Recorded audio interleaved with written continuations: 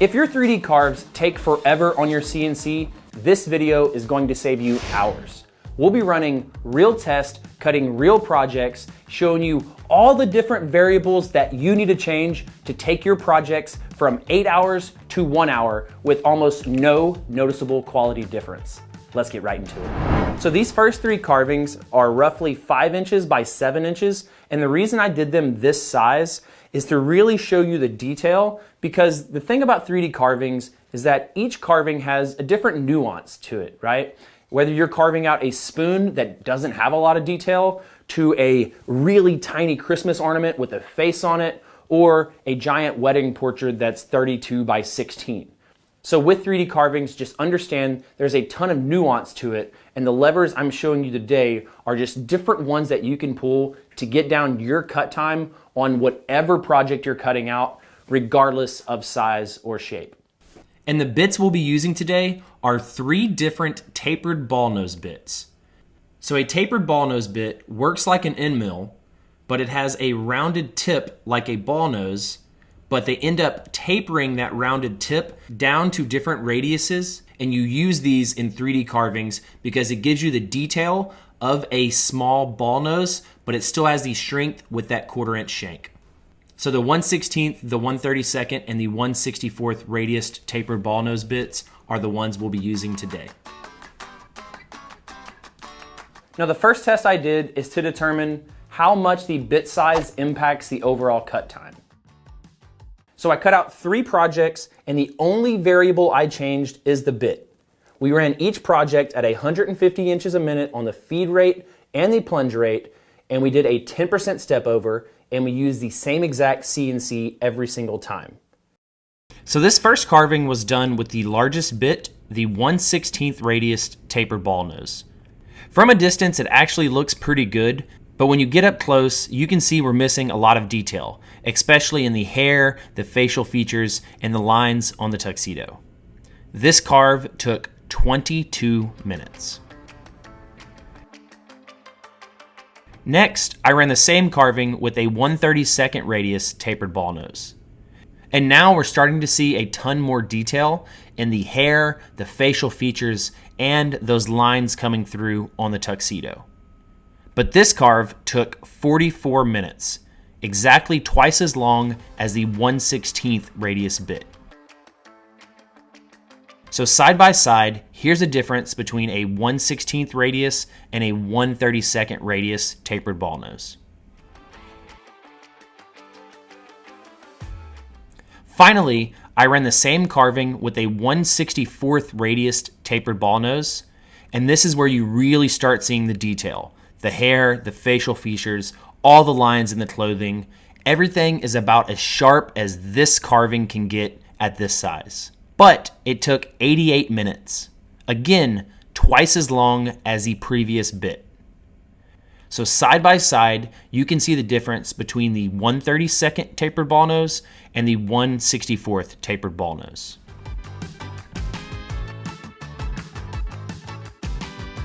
So when you look at all 3 of these together, there's a very clear pattern.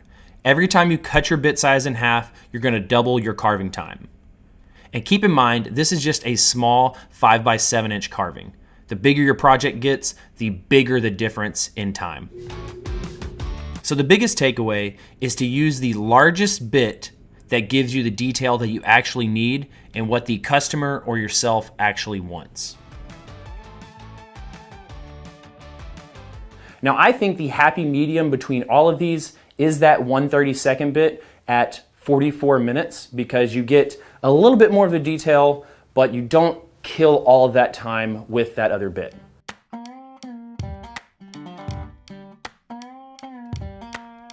The next lever you can pull is changing your step over percentage. Now for those of you who don't know what step over is the amount your bit moves over as it goes up and down your 3D carving.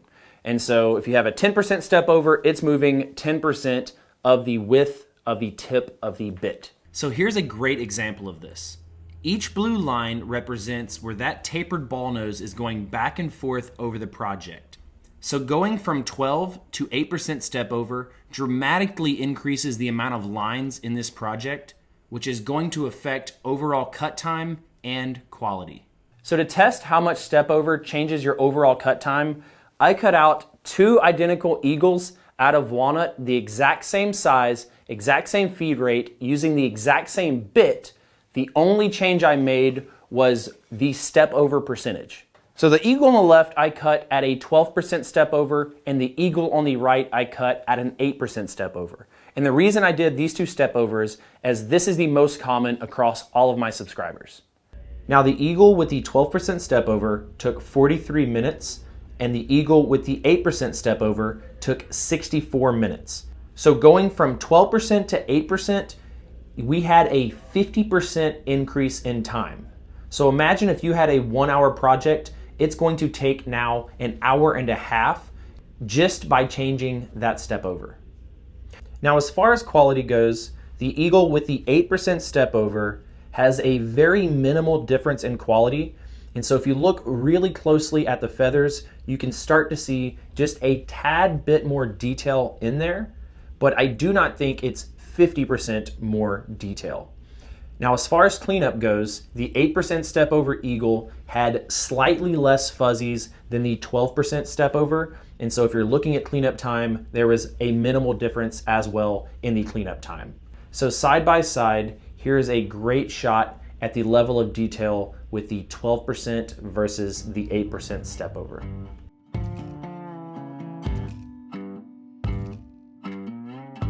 Now, obviously, different size bits are going to have different Stepover percentages, but do understand that each percentage you go up and down can really vary drastically. So if you went from a 11% Stepover to a 10% Stepover, you can expect an increase in time by about 10%.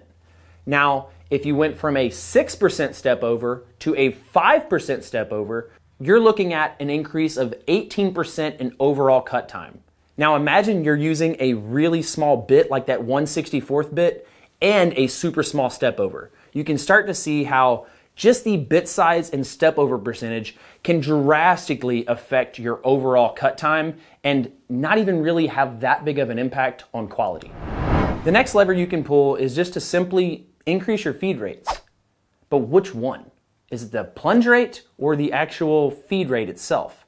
And the thing about 3D carvings is as that bit goes along the material, right, it's not only going in a straight line, so that's feed rate, right? It's also going up and down, which is plunge rate. So which one matters more? And so I set up an experiment to test just that. So this horse I cut out 3 different times, each with a varying feed rate and plunge rate. The first test I ran it with a 1/16th bit at a 10% Stepover, and I ran it at 150 inches per minute on the feed rate and the plunge, and this horse took 17 minutes. The very next test, I actually lowered the plunge rate down to 75 inches a minute, so I cut it in half. And this experiment was interesting because I was actually expecting the time to actually double because I adjusted the plunge rate. But after I ran this project, it actually was the same exact time as before, 17 minutes. And on the third test with the feed rate at 75 inches a minute and the plunge rate at 150 inches a minute, it did actually almost double the time. And so it went from 17 minutes to 30 minutes. Therefore proving that the feed rate actually matters when cutting out 3D models, not the plunge rate. Now that kind of baffled me and it can be a little bit confusing. So as a simple rule, whatever you set your feed rate to on your 3D carving, just set your plunge rate at the same exact thing and that'll take all the guesswork out of it.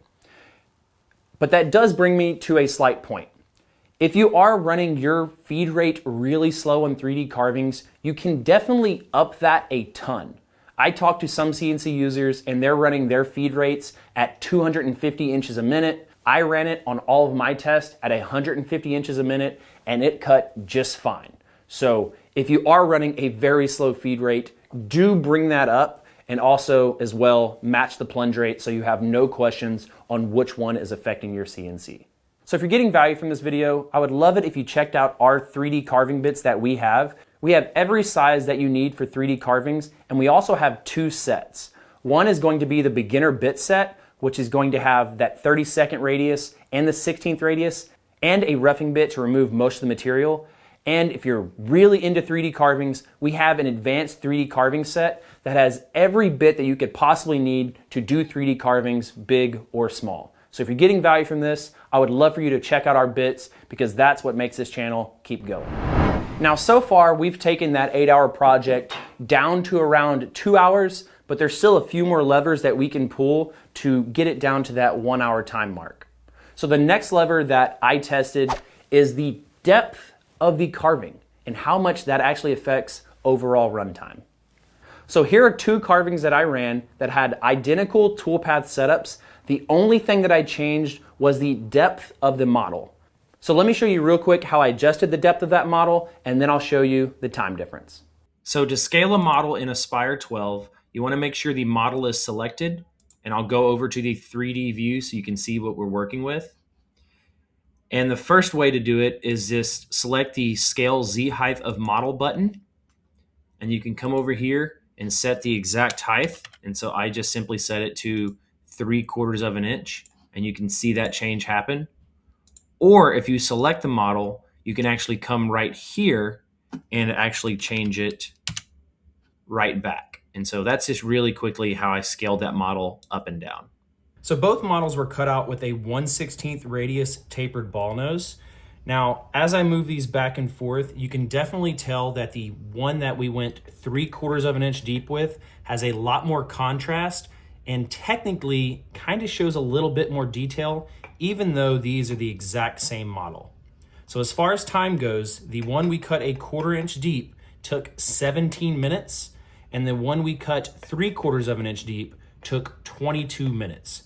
So even though we 3x the depth of cut, we only increase the overall cut time by 20%. And honestly, I think that 20% is worth it just by looking at it in person, and hopefully you can tell the difference on camera.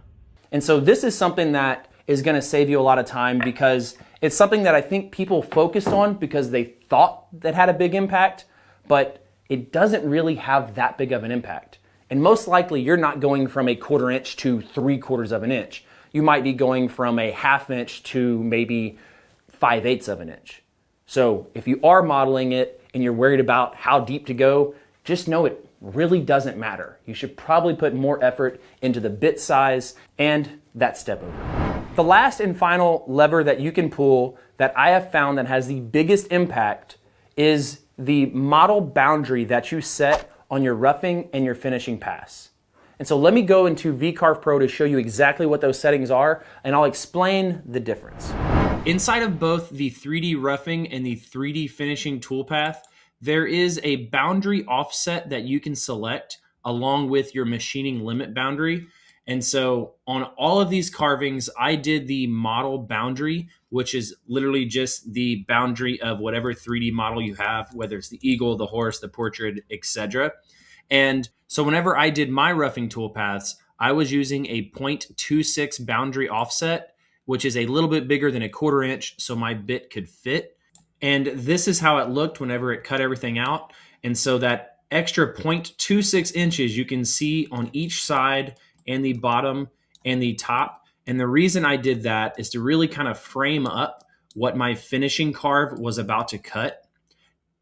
Now, what a lot of people tend to do is whatever boundary offset they select on the roughing toolpath, they will also select on the finishing toolpath. And I think that is a complete waste of time. And so if I was to add a 1/4 inch boundary offset to my finishing toolpath, it's going to take about 20% longer on this size of a carving. And so there's no need to actually set a boundary offset on this particular finishing toolpath because it just adds time. And so how this looks after that finishing toolpath goes is you have a little bit of material that you can kind of see right here and over here, but it's really easy to just cut that off and sand it off. Now, I know there's some 3D models that might require that, but as a rule of thumb, I only do a boundary offset with a roughing toolpath on most of my 3D carves and try to avoid it on my finishing toolpath because a lot of times on smaller carvings, it adds so much time. But on bigger carvings, let's say if this was humongous like this, obviously a 1/4 inch boundary offset is going to be a very small percentage increase in time relative to the overall time of the project. So now let's take everything that you just learned in this video, let's look at that 8-hour toolpath, and let's turn that into a 1-hour toolpath based on everything that I've told you. This is gonna be awesome.